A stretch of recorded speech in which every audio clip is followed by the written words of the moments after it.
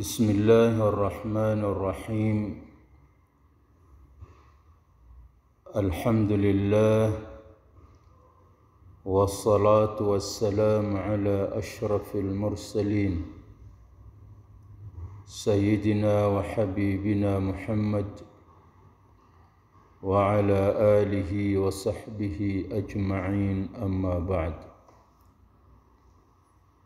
Mga kapatid, mga sister sa Islam, ipagpatuloy natin ang ating pagbasa sa kitab na ito na Al-Aqidah At-Tahawiyah. Ang ating babasahin ngayon ay ang number 53. وَقَدْ عَلِمَ اللَّهُ تَعَالَى فِيمَا لَمْ يَزَلْ عدد من يدخل الجنة وعدد من يدخل النار جملة واحدة فلا يزاد في ذلك العدد ولا ينقص منه.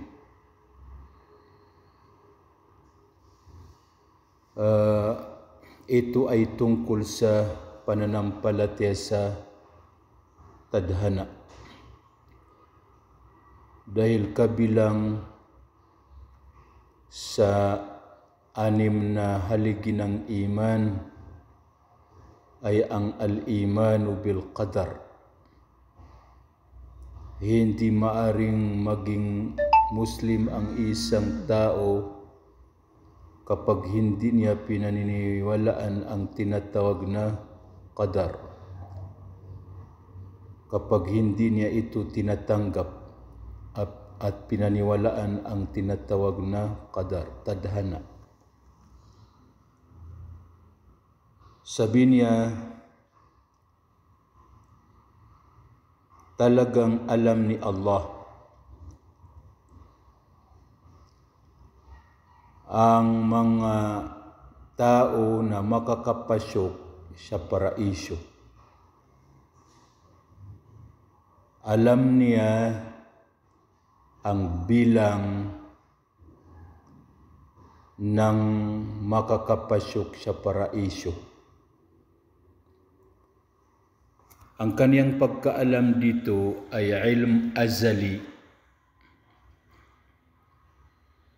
Ano yung tinatawag na ilm azali? Ay walang panimula. Ibig sabihin, bago likhain ni Allah ang lahat, bago niya likhain ang paraiso, ang impyerno, ang mga langit, at ang lupa, ay alam niya ang bilang ng makakapasok sa paraiso at bilang ng makakapasok sa impyerno. Na hindi ito naging unti-unti ang kaniyang pagkalaman, ang kaniyang pagkaalam.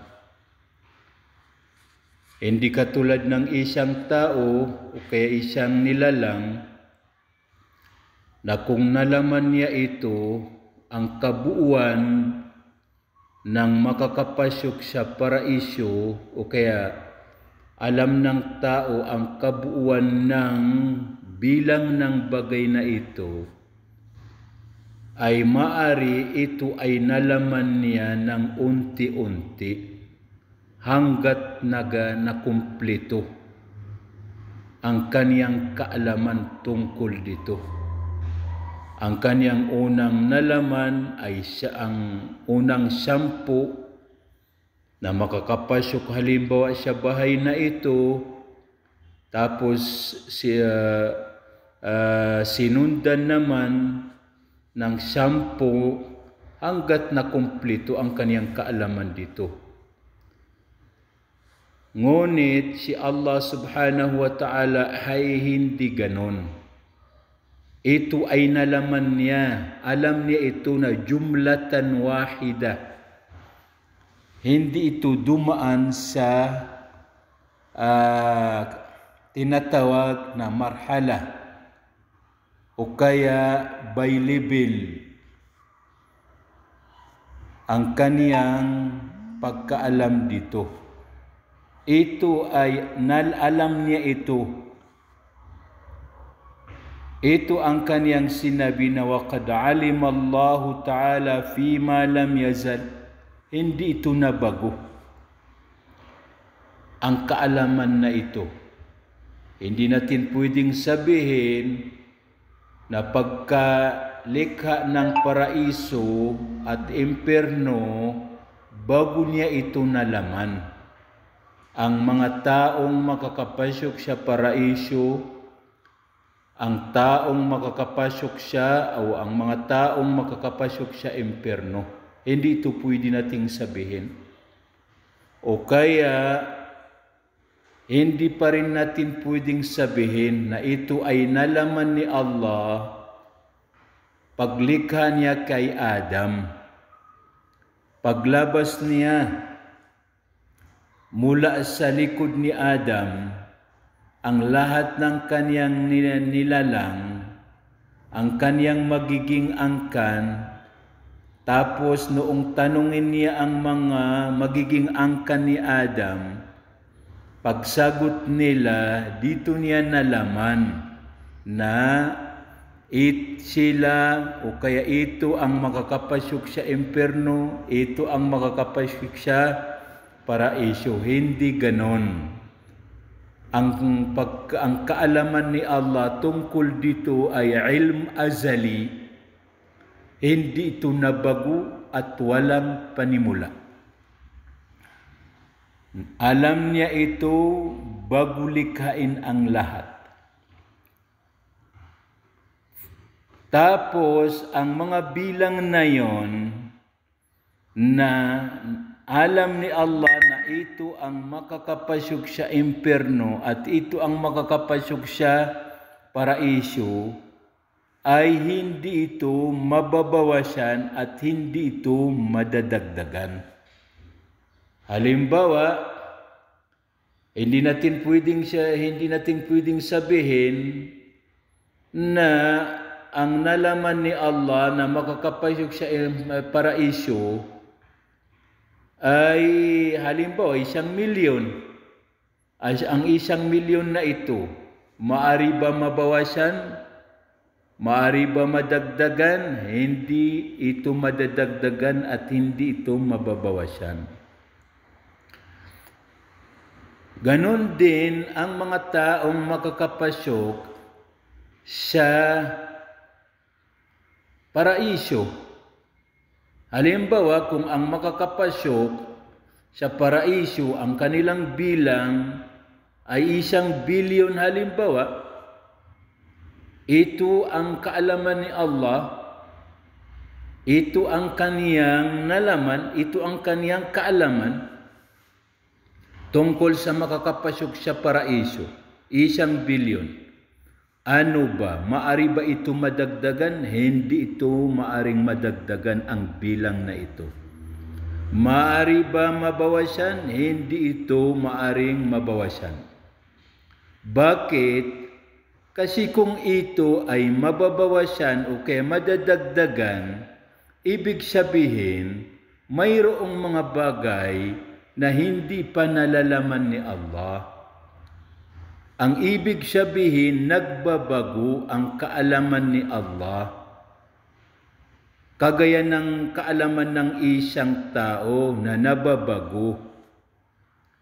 Pero ang kaalaman ni Allah ay hindi maaring magkamali sa kaniyang kaalaman. Si Allah ay alam niya ang lahat. Dahil dito hindi maaring mabawasan. Kasi kung ito ay mababawasan, ibig sabihin, mayroong mga bagay na hindi pa alam ni Allah. Hindi ito maaring madagdagan. Kasi kung ito ay madadagdagan, makakaapekto sa kaalaman ni Allah subhanahu wa ta'ala. Dahil dito, hindi madadagdagan at hindi ito mababawasan. Ang pananampalataya sa qadar ay apat ang kaniyang antas. Dapat alam ito ng isang Muslim. Ang mga antas ng pananampalataya sa tinatawag na tadhana, qadar. Unang antas ay tinatawag na ilmullah. Kinakailangan na paniwalaan ng isang tao na walang alinlangan, buong buo ang kaniyang paniniwala dito sa antas na ito, ang kaalaman ni Allah. Ang kaalaman ni Allah ay walang nakalihim sa kaniyang kaalaman.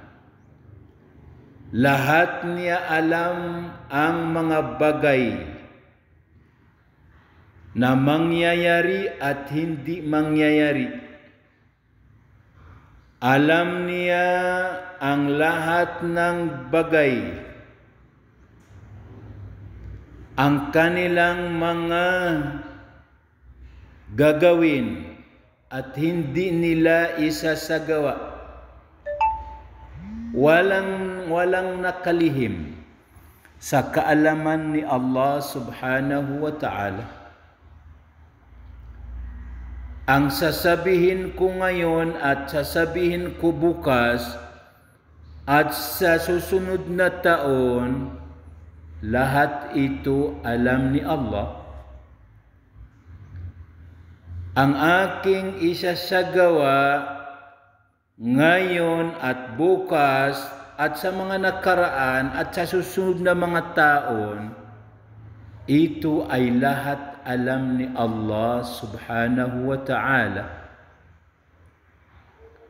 Ang aking isasagawang samba at hindi samba at mga kamalian ngayon at bukas at sa susunod na taon at sa mga sumusunod na taon, ito ay lahat alam ni Allah. Kasi ang ginagawa ng tao ay hindi mawawala sa tatlo. Una, isasagawa niya bilang samba kay Allah. Ang lahat ng mga ito bago isagawa ng tao ay alam ni Allah. Pangalawang ginagawa ng tao ay ma'siyah.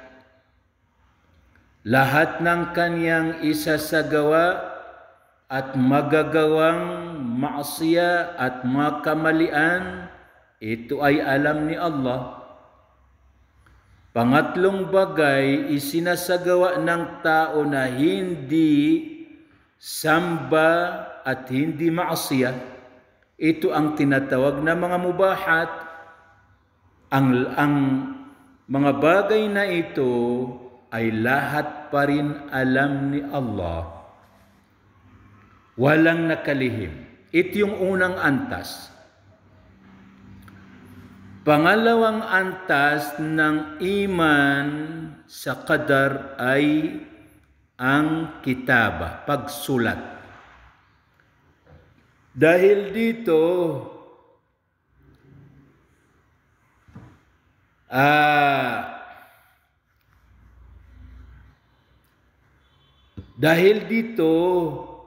naisulat ang lahat.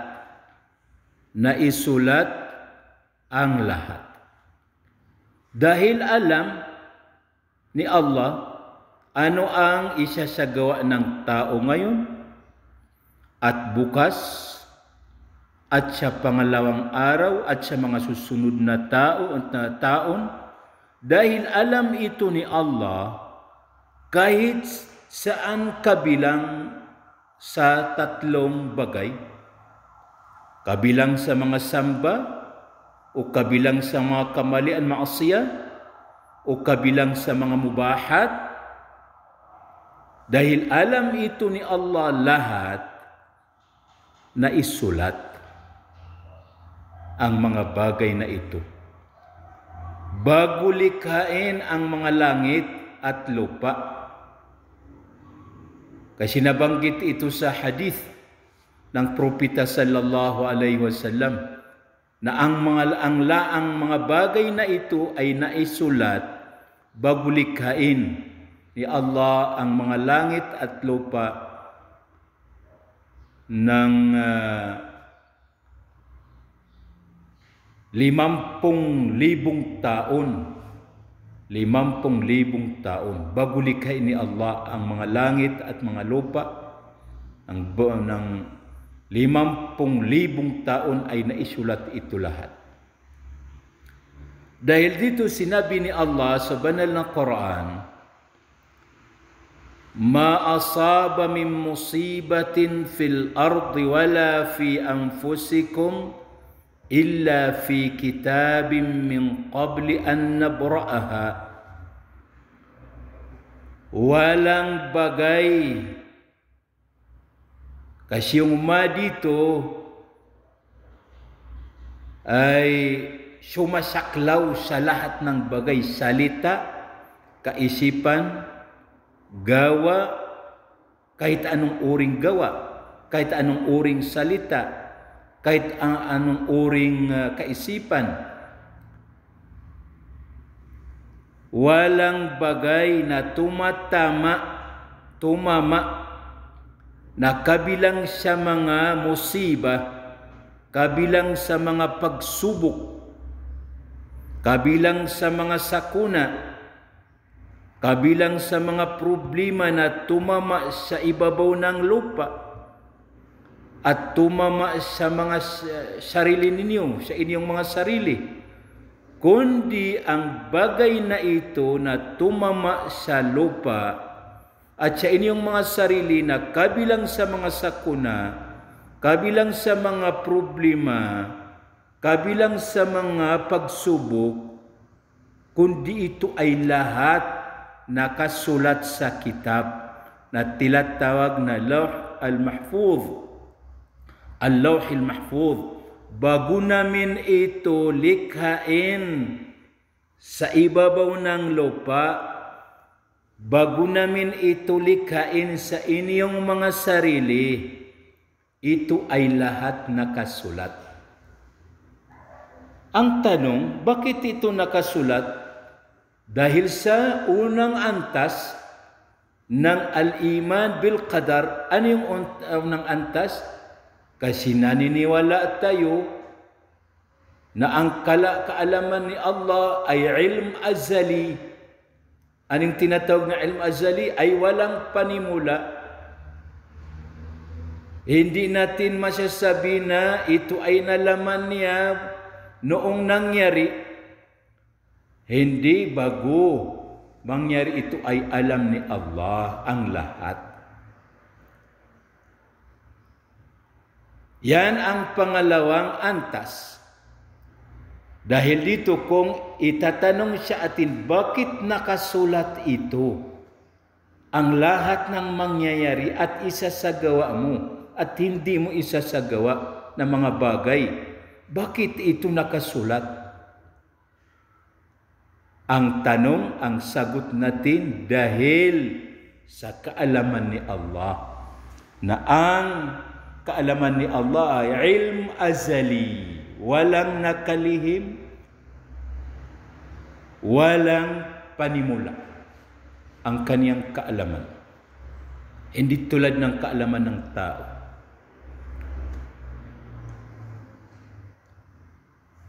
Pangatlong antas ng al-iman bil qadar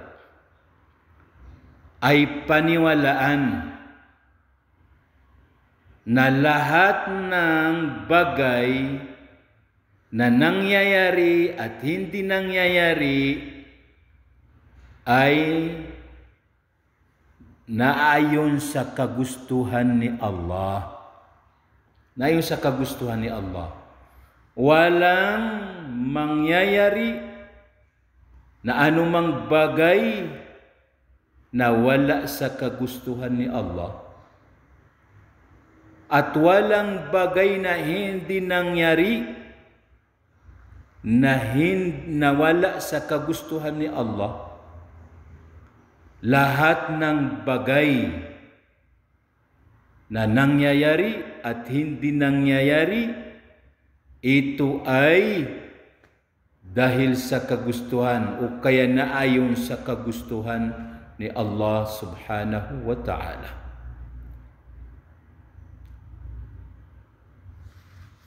Ito ang pangatlong antas ng qadar. Pero may mga katanungan dito. Ang mga katanungan dito, una, na gumugulong sa kaisipan ng mga Muslim. Halimbawa, hindi ba ang mga Muslim ay sila ang dapat na namumuno, nangingibabaw sa mundong ito? Bakit ito hindi pa nangyari? Anong sagot natin dito? Ayon ba ito sa kagustuhan ni Allah? Oo, ayon sa kagustuhan ni Allah. Dahil kabilang sa mga kagustuhan ni Allah na ginusto niya ay ang kaniyang paglagay ng mga patakaran, mga sunnah. Ito kabilang sa ginusto ni Allah. Na ang kaniyang mga patakaran ay walang pinipili kahit sino. Ang kaniyang mga batas ay walang pinipili. Dahil si Allah ay tapat na tapat. Dahil dito, sinabi ni Allah, walang tajida li sunnatillahi tabdila. Sinabi ni Allah na kabilang sa kaniyang mga sunnah, na kapag lumayo ang mga Muslim sa Kanya at gumawa sila ng mga maasiya, bibitawan sila ni Allah, hindi sila mananaig. Ito ang sunnah ni Allah. Ito ang Kaniyang ginusto. Dahil dito, kung ito ay nangyayari dahil sa kagustuhan ni Allah. Pangalawa, ginusto ni Allah na subukan ang mga Muslim. Ipagpatuloy ang kanilang mga ginagawa. Mari ito ang hikmah ni Allah. Bakit hindi pa nananaig ang Islam, ang mga Muslim? Ito ay bilang pagsubok ni Allah sa kanila upang mapanalunan nila ang gantimpala ng tinatawag na jihad fi sabilillah, upang sila ay masubukan hanggang saan ang kanilang pananampalataya, upang masubukan ang isang Muslim, upang ipaalam sa isang Muslim saan hanggang ang kaniyang pananampalataya kay Allah. Ano ang lakas ng kaniyang iman kay Allah subhanahu wa ta'ala.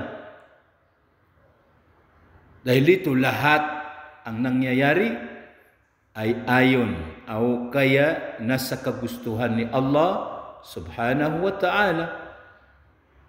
Kasi ang pagsubok ay kabilang sa ginusto ni Allah sa kaniyang alipin sa isang ummah. Pang-apat na antas ng qadar ay al-imanu bi'umumi khalqi. Panampalatayaan ng buo na si Allah ang lumilikha sa lahat. Lumilikha sa lahat. Hindi natin, walang isang bagay na kaya niyang likhain ang kaniyang gustong bagay. Si Allah ang lumilikha sa lahat. Si Allah ang tagapaglikha sa lahat ng bagay. Dahil ito sinabi ni Allah, Allahu khaliqu kulli shay. O gusto natin ito mangyari, dahil dito hinihiling natin kay Allah, nagdudua tayo kay Allah, kasi alam natin na ang ating gustong mangyari ay kailangan na likhain ito. Kasi kapag hindi nilikha, hindi ito mangyayari. Pero sino ang taga paglikha upang malikha, magkaroon ang bagay na ito? Si Allah subhanahu wa ta'ala. Dahil tayo ay nananalangin, patuloy na nananalangin mula kay Allah subhanahu wa ta'ala, dahil walang mangyayari sa mundong ito at sa mga langit na hindi lilikhain, hindi nilikha ni Allah subhanahu wa ta'ala. Ito ang apat na antas ng Al-Qadar na kailangan alam ng isang Muslim. Una, ilmullah. Pangalawa, kitaba, isinulat. Pangatlo, masyiah, ginusto ni Allah. Pang-apat, ang paglikha sa mga bagay na ito. Si Allah ang nakakaalam kailan lilikhain sa mundong ito ang kaniyang nalalaman at ang kaniyang isinulat at ang kaniyang ginusto. Si Allah ang nakakaalam dito. Mga kapatid, hanggang dito lamang. Sa susunod naman, Assalamualaikum warahmatullahi wabarakatuh.